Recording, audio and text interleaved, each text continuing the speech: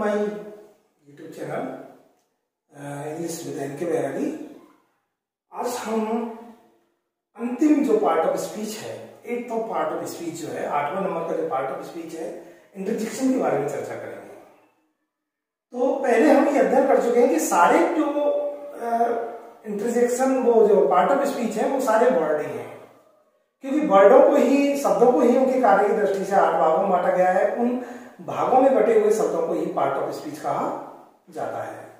तो part of speech में अंतिम जो पार्ट ऑफ स्पीच का जो हम अध्ययन कर रहे हैं वो इंटरजेक्शन है। इससे पूर्व हम noun, pronoun, adjective, adverb, verb, conjunction, preposition का अध्ययन कर चुके हैं।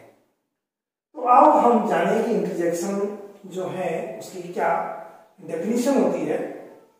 तो हिंदी में हम इंटरजेक्शंस को विस्मय सूचक शब्द कहते हैं। Interjection is a word. Word तो हमने सारे ही पार्ट ऑफ स्पीच में काम किया है, क्योंकि पार्ट ऑफ स्पीच सारे ही वर्ड हैं। लेकिन वर्ड कैसे हैं? क्लासिफाइड है, वर्गों में बटे हुए हैं कार्य की दृष्टि से।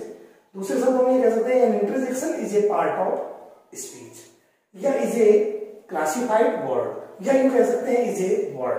लेकिन ये वर्ड काम क्या करता है?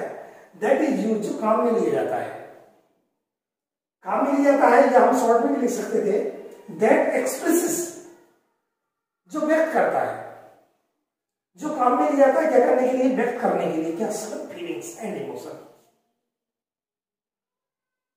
अचानक यकायक आने वाली जो भावनाएं हैं, हमारी इमोशंस हैं, हमारी भावनाएं जो हैं, हमारी फीलिंग्स जो हैं, उन भावनाओं को, जो अचानक जो भावनाएं आती हैं, उनको व्यक्त करने के लिए जिस शब्द को आप काम में लेते हो वो इंटरजेक्शन है। ये भावनाएं जो हैं वो दुख की भी हो सकती है, वो खुशी की भी हो सकती है, वो सरप्राइज का भाव भी दे सकता है।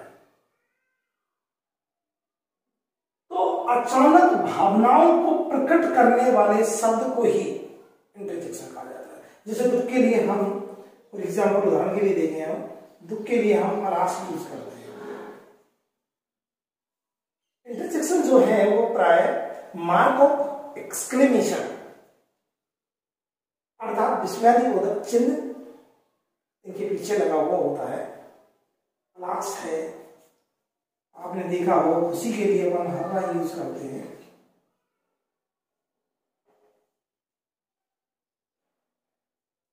ओ यूज करते हैं, गुड हैवेंस यूज करते हैं अपन।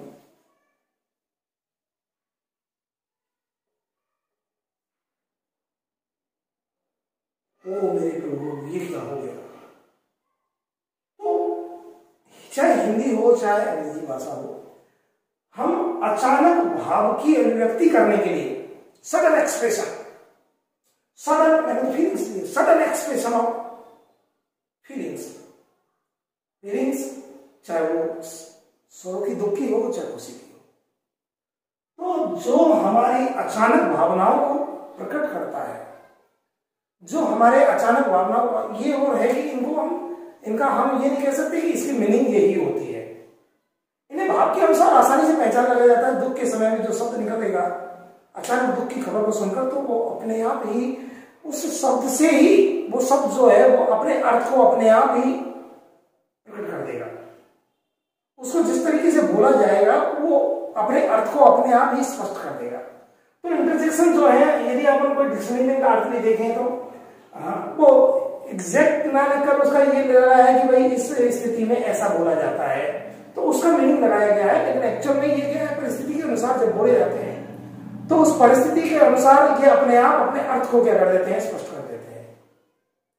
तो अचानक भावनाओं को, चाहे वो दुख की हो, चाहे खुशी की हो, उल्लास की हो, भावनाओं को प्रकट करने के लिए जो शब्द आप काम में लेते हैं, जो हमारी भावनाओं को प्रकट कर देता है, अचानक आने वाली भावनाओं को एक्सप्रेस कर देता है, उनको इंटरजेक्शन कहा जाता है। तो आज हमारे सारे जो पार्ट ऑफ स्पीच हैं वो पूरे हुए। अब हम अगला चैप्टर लेंगे जो पार्ट ऑफ स्पीच से हटकर होगा। तो मिलते हैं अगली कक्षा में। वीडियो पसंद आए तो लाइक जरूर करें और चैनल को सब्सक्राइब भी करना है।